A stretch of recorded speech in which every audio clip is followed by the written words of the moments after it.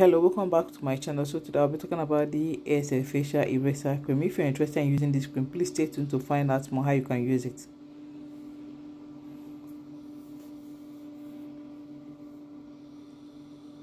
So this is a D.E.S eraser facial cream.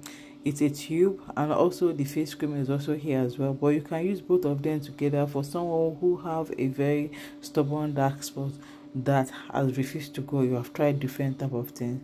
I will advise you for you to mix the eraser tube and also the D.E.S facial cream, both of them together. How you can mix it is that take a little bit of the eraser tube and half of the face cream, mix it together. Do not mix everything at once, mix it together, half, just a little, and apply it in your face, the area that you really want to clear the dark spot.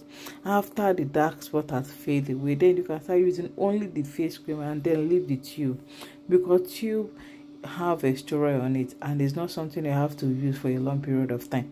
Once you notice that your spot is gone, you stop, do not continue. And also this D.E.S eraser, if you have a dark spot, dark knuckle, dark elbow, dark knees, you can apply this D.E.S eraser on it as well. So that's all I have to say, and please do not forget to subscribe to my channel. Bye.